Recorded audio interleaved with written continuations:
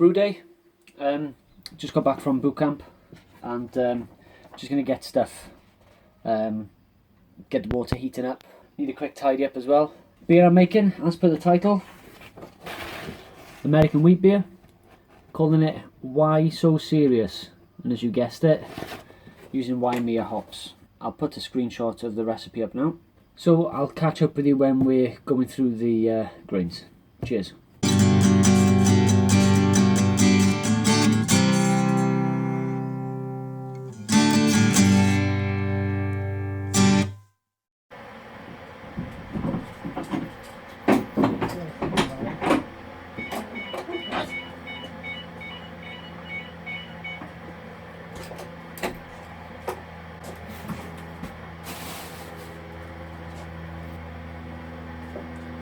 And it's still on, great. Hiya! So what are you going to say?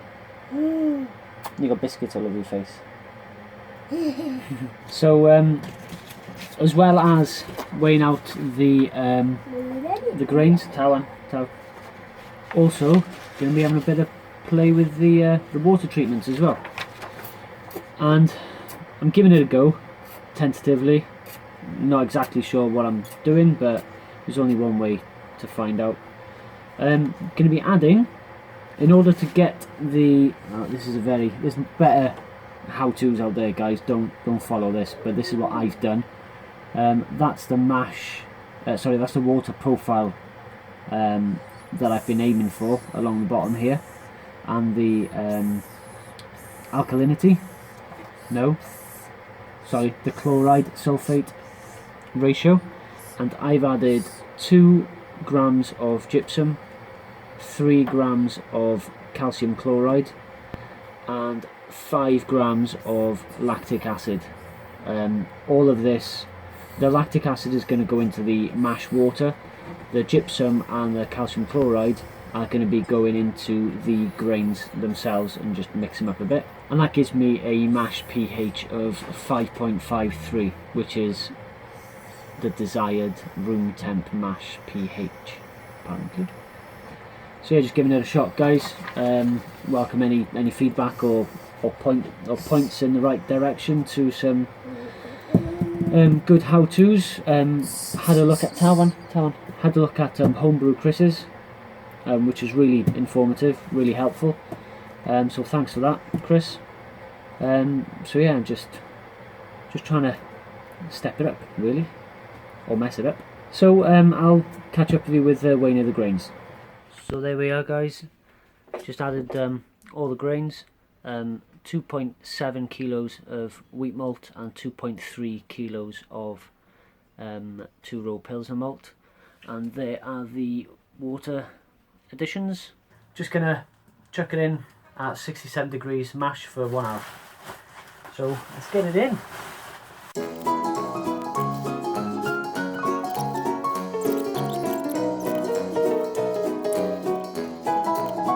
So guys, what I have noticed is, even though I used the right calculator and everything, this is a very loose mash. 5 kg asked for 17 litres of mash water, and this is very loose. So just going to whack a top plate on now and start recirculation for 1 hour. What's the matter? Push on that. Hey, making beer. Don't tell mummy. Okay. Hi guys, so Grainfather is recirculating now. Sun's come out, little tiny gap in the Welsh clouds. And I've just put the sparge water on to warm up. I've put all my water additions into the mash water, so I don't need to put anything into the sparge. So then hopefully everything should balance out. I'm going to start weighing out the hops now, because there's quite a bit. Going for Hallertauer Hersbrucker, sorry for the pronunciation. Going for 40 grams of that to bitter with. Reason being, it's only 1.7 alpha acids, it's really low. If it was like the normal 3% alpha acids, I'd only need 25 grams. So going for 40 with that, which is quite standard in a wheat beer. Then we're having Citra, Waimea, coriander seeds going in there, orange peel going in there, more Citra, more Waimea, and then the White Labs WLP 300 Hefeweizen Ale yeast. Let's give it a shot.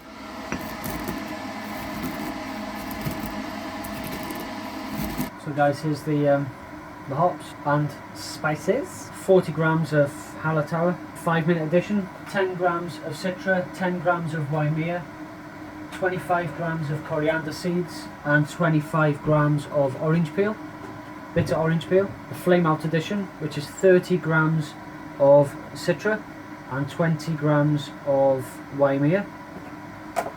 And then steep for about 25 minutes. When it's gone below 80 degrees, I'm just going to be chucking in 20 grams of Waimea. Catch you in a bit. So guys, the mash is just finished. It's been on for an hour. Just going to take the grain basket out. I've also put the chiller, which I obviously don't need till after the boil, on top of a corny keg, and it's a perfect height to just connect it to the side here. No need for a stand or anything yet anyway. Eventually I'll get one. Just show you the colour of that wort. It's a nice colour. Darker than I imagined it to be.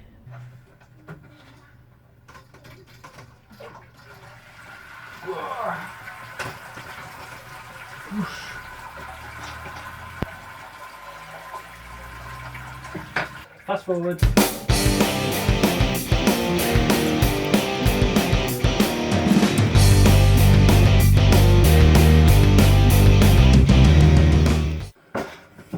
So guys, the sparge is done.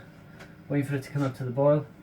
Here's a drunk update I done on the Rhubarb saison last night. Catch you at the hot break. Friday night. This is the transatlantic Rhubarb saison. Just gonna have a quick taste of it. It's been in there for 4 days now, so I'm hoping there's gonna be enough rhubarb tartness from the 1.5 kilos of dry hop. Still got that farmhousey saison aroma. Slight rhubarb aromas, or just very slight. Yes, that has definitely changed. It seems quite rounded off as well, but it doesn't shine with the rhubarb. It seems quite rounded. Yeah, I think I'm going to leave it till just after the week. It's Friday now, so I'll leave it till Monday, I think. Monday morning. See what it's like then. See if it's changed at all. But yeah, that's really heading in the right direction. Looking forward to this beer. Really looking forward to it. That racket means we're at the hot break. Wait for all this protein to get back into the boil, and then we'll add our first additions. Nice rolling boil there. I think I'm going to boil this for about 70 minutes. So guys, I'm going to let this boil for 70 minutes. I need to quickly pop out. Wife will be watching it. Never leave a boiler unattended and all that jazz. I'll be back to chuck in the 60-minute addition. So guys, in we go with the 60-minute addition. The Hallertau Haschbrachlacher. Catch you at the 5-minute additions. So guys, like I said, I just had to pop out to Wilco's. Still got about half an hour left of the boil. Got myself some dextrose for bottling. Got myself another fermenter, which was a tenner. I think it was supposed to be 18 quid, but it was a mix-up, unfortunately. Bought myself one of these racking canes. Reason being, I find it works great as a blow-off tube. That bit there fits nicely into these bungs, fits nicely into those bungs, and then obviously just chop the end off that and just run it around. It's only a couple of quid, so less hassle. Onto a bit of a winner as well, guys. I had a bet about qualifying with a buddy of mine at work, so we bet one bottle of Blue Moon about the qualifying. Won't say anything in case you recorded it or whatever. So, but yeah, I won anyway. So result, easy peasy. Biggest bottling opener in the world. Beautiful. Love this beer. Don't have any orange chuck in it though, unfortunately. Yechida. If you remember a few videos ago, I was getting rather annoyed why this refractometer wasn't matching my hydrometer. It was about 10 points out. So whilst I was queuing up at the famous Wilco's with my fermenting bucket and whatever else, I fancied a bottle of water. And one that stood out was this, Smart Water. Now if you have a look down there, vapor distilled, 60p versus, I don't know, 2, 3, 4 quid for a bottle of distilled water. I chucked it on this, and guess what? It was 10 points below the zero. So this, I think, is calibrated from a 60p bottle of Smart Water. Good that. So guys, 5-minute edition. This one here, it's got all the coriander in it and the orange peel. Oh, so good. Bosh, bang, bang, bang. Catch you for the flame out edition. So guys, we've just reached the end of the boil. You all know what happened last time when I sat the chiller on top of the glass lid. Biggest mistake ever to try and add some additions after. Just keep that circulating for a bit and whack in the flame out hops. 30 grams of Citra and 20 grams of Waimea. I'll just get this set up now, ready to put the tap on.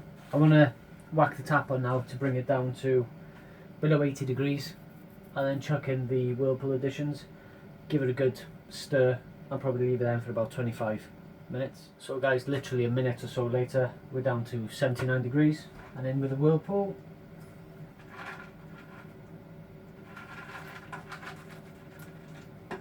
I'll just keep that recirculating now for about 20-25 minutes whilst I just make sure everything's cleaned up and ready to go. But first off, I need another beer.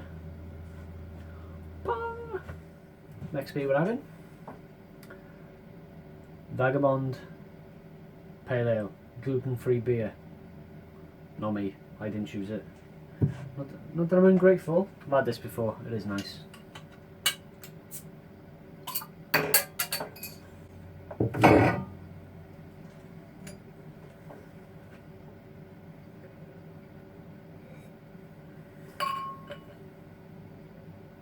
Beautiful. Yechida. So guys, this is what I was on about with butchering the siphon tube you can buy from Wilco's for pennies. Get the bung, put it through that top, use that little piece there as this adapter, and just whack on the siphon tube as your blow off tube. Cheap as chips, and does the job. So guys, just transferring over into the fermentation bucket. Bit of jiggery pokery with the pipe work down here, but seems to be alright. Might as well see if I can take a cheeky sample from it.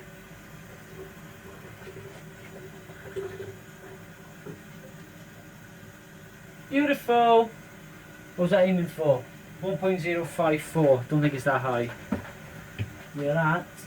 oh fuck, we're really low. 1.045 I put it. That's disappointing. Skills.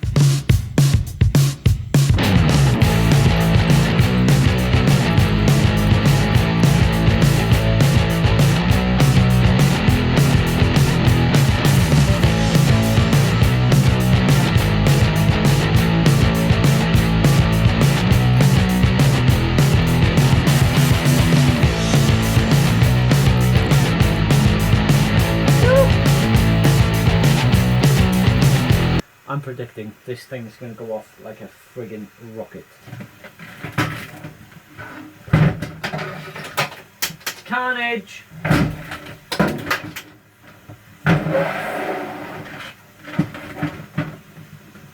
Fuck off, you elephant trunk. Guys, just thought I should mention as well, fermentation temperature for a wheat beer. I've always done it at 22 degrees, and I've read in this book, Brewing Classic Styles, which I'm really enjoying, by the way. I highly recommend it. He mentions, everyone told me that higher temperatures produce more banana esters and fewer cloves. Cooler temperatures produce only clove and no banana. I tried everything from 18 to 22 degrees, 65 to 72 Fahrenheit. But then, my dear friend told me the best temperature for fermenting this beer was 62 Fahrenheit, 17 degrees. I was sceptical that the yeast would even ferment well at that temperature, but the results were spectacular. So I'm going to try and ferment this at 17 degrees. Why so serious? So yeah, hopefully it'll turn out alright. There's only one way to find out, isn't there? So guys, hope you enjoyed that brew day. I'm going to crack on, chuck this into the fermentation fridge, have a clean up and carry on drinking. So hope you all enjoy your bank holiday. Please like, comment and subscribe. Iechyd da.